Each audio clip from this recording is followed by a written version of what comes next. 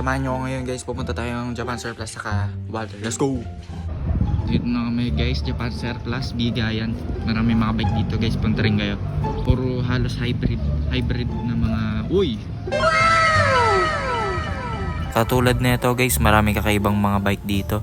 Kaya kung bike enthusiast ka guys, masasuggest ko talaga na pumunta ka dito. Katapos nung pumasok na kami sa loob para tumingin kung may makukuha pa akong mga bike parts. Dito nagtingin-tingin na ako kung meron pa akong makukuha. Kaso wala guys, di rin kasi new arrival ngayon. Di lang mga bike yung mga nandito guys, marami din furniture, mga digicam, mga stop toys, at marami pang iba guys. Punta na lang kayo dito, Japan Surplus Bigayan. Search nyo sa Google Map. Dito tinry ko naman yung helmet na tumatagos sa hangin. Sure ball, tatagos ka hanggang Mindanao. So yun, wala man ako nakuha.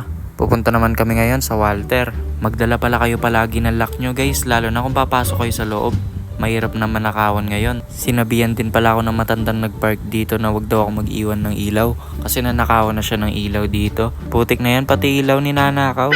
Pumunta na kami dito sa Mr. DIY kasi may mga titignan daw siyang bag. Tas yun, di ko na na-video nung lumabas kami, pero eto, ginabi na kami sa daan. Pumunta pa kami Bulacan pero wala din yung gusto namin bilan doon, kaya pumunta na lang kami dito sa Peria. Dito ko na pala tatapusin yung video guys. Salamat sa panonood, paalam!